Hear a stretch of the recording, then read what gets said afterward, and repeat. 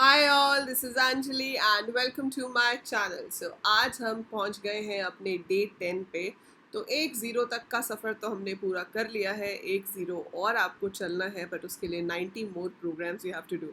So it's 100 days coding challenge, जहां पर हम 100 प्रोग्राम्स करेंगे, 100 programs which will make your Python basics really strong. तो अगर आप ये 100 डेज पूरे करते हैं, ये 100 प्रोग्राम्स आप बनाते हैं, आपके पाइथन के जो बेसिक्स हैं वो बहुत ही अच्छे से क्लियर हो जाएंगे।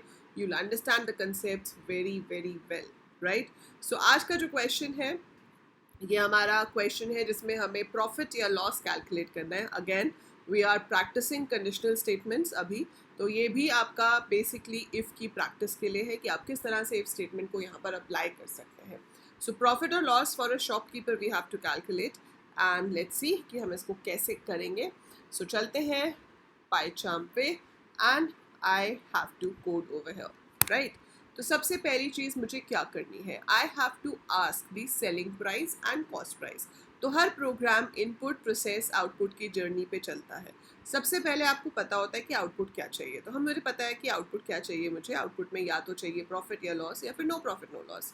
बट उसके लिए आपको चेक क्या करना पड़ेगा, आपको देखना पड़ेगा कि मैंने अगर कोई चीज़ खरीदी है तो कितने की खरीदी थी और फिर कितने की बेची है। तो अगर मैंने ज़्यादा की बेची है और कम में खरीदी थी तो मुझे प्रॉफिट होगा, और अगर मैंने ज़्यादा की खरीदी थी लेकिन बेच कम प्राइस पे दी तो मुझे लॉस होगा। So I have to find out whether I have profit और लॉस। तो मतलब मुझे सेलिंग प्राइस और कॉस्ट प्राइस पता होना चाहिए। तो हम क्या करेंगे, हम ये ही चीज़ पूछेंगे कि भाई मैंने पहले वो चीज़ खरीदी कितने की थी, that is the cost price. ठीक है, पॉइंट्स में भी हो सकता है, तो हम पहले उससे पूछ लेते हैं enter the cost price of the product. So हमने कॉस्ट प्राइस पूछ लिया, फिर हमने उससे पूछा कि आपने उसको सेल कितने का किया है। तो सेल कितने का किया है उसके लिए हमने लिख दिया enter the selling price, right? So enter the cost price, enter the selling price. और उसके बाद आपको क्या करना है, उसके बाद आपको चेक करना है कि भाई क्या ज़्यादा है। अगर तो सेलिंग प्राइस कॉस्ट प्राइस से ज़्यादा है तो वी हैव गॉट प्रॉफिट, है ना? और कितने का प्रॉफिट हुआ, selling price minus cost price करके आपको मिल जाएगा। सो प्रॉफिट इज़ रुपीज़, और यहाँ पर आप प्रिंट कराना चाहते हो, so you can write SP minus CP। तो selling price minus cost price जो भी है वो प्रिंट हो जाएगा। दूसरी ऑप्शन, अगर ये फॉल्स है तो ये भी हो सकता था कि CP SP से बड़ा हो, है ना? सेलिंग प्राइस कॉस्ट प्राइस से बड़ा नहीं है, लेकिन कॉस्ट प्राइस सेलिंग प्राइस से बड़ा है। इन दैट केस हमें लॉस हुआ है, क्योंकि हमने खरीदा तो ज़्यादा का था लेकिन बेच दिया उससे कम अमाउंट पर। तो उससे कम अमाउंट पर जब आप सेल कर रहे हो, that will cause you loss, ठीक है? So that should be CP minus SP। और फाइनली हम आ जाते हैं एल्स पे कि भाई ना तो सेलिंग प्राइस कॉस्ट प्राइस से बड़ा है, ना ही आपका कॉस्ट प्राइस सेलिंग प्राइस से बड़ा है। तो दोनों में से कोई भी कंडीशन ट्रू नहीं है। अगर नहीं है तो हम क्या करेंगे, this situation will be no profit no loss, कि ना तो हमें फ़ायदा ही हो रहा है और ना ही हमें नुकसान हो रहा है। So we are not getting any profit, we are not getting any loss. So no profit no loss situation है आपकी। अब आप इसे अगर रन करते हैं तो वो पूछ रहा है एंटर द कॉस्ट प्राइस, और मैंने एंटर किया कि कॉस्ट प्राइस है 500, ठीक है? सेलिंग प्राइस मैंने एंटर किया 800।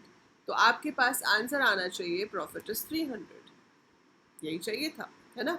सो ऐसे ही आप इसको कितनी बार भी रन कर सकते हो। सो एंटर द कॉस्ट प्राइस मैंने एंटर किया 500, पर समहाउ मुझे इसको 450 रुपये में बेचना पड़ गया। तो अगर मैंने इसको 450 में बेच दिया तो मुझे 50 रुपये का नुकसान हो जाएगा।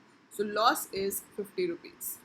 और अगर मैंने उसको ख़रीदा भी 500 में और मैंने बेच भी 500 में दिया, ठीक है, तो मुझे क्या होगा, नो प्रॉफिट नो लॉस। तो बहुत ही सिंपल प्रोग्राम था। तो कंडीशंस आपको लगाने के लिए बहुत सारे कोड्स में आ सकती हैं, आपको डिफरेंट डिफरेंट कंडीशन चेक करनी हो सकती है।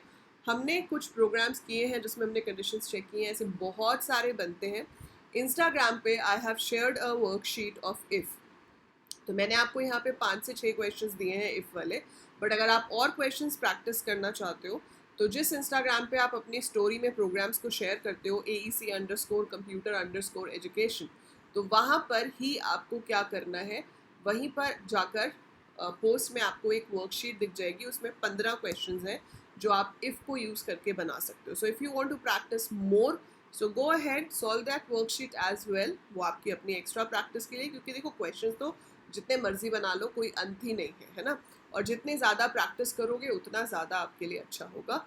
अगली क्लास से, मतलब आज फ्राइडे है तो ये हमारा हो गया 10th.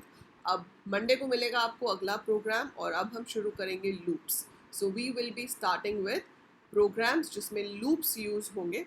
और पाइथन की प्लेलिस्ट ऑलरेडी चैनल पे है. अगर आपको लूप्स में डाउट है, उतने अच्छे से नहीं आते हैं, तो आप सैटरडे संडे, अभी जो 2 दिन हैं, इसमें आराम से अपने लूप्स देखो और उसकी प्रैक्टिस करो. And then we will be doing the questions from video number 11 on loops, right? So that is it for today. And share ज़रूर कर देना इसको सॉल्व करने के बाद with the screenshot of the output on Insta, as well as आप नीचे comment में लिख सकते हो after executing कि yes ma'am day 10 complete.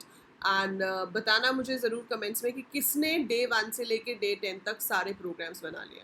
सो एक डेकेड कहते हैं ना, 10 साल का डेकेड होता है, बट DEC से आप शुरू करके बना सकते हो कुछ भी यहाँ पे, कि हमने 10 प्रोग्राम्स जो हैं वो बना लिए हैं. So do right in comments कि किसने ये 10 प्रोग्राम्स कर लिए हैं. मतलब अगर ये सीढ़ी जो आप चढ़ रहे हो इसमें 10 स्टेप्स हैं, तो आप पहला स्टेप चढ़ चुके हो. 10 में से 9 सीढ़ियाँ और चढ़नी बाकी हैं, and then you will be on the top of the basic knowledge of Python programming. So that is it for this video. Do like it before you leave. Do share it with all your friends. And channel subscribe आप कर ही चुके होंगे, नहीं भी किया है तो फटाफट से सब्सक्राइब पे क्लिक कर दो. And I see you in the next video. Bye for now.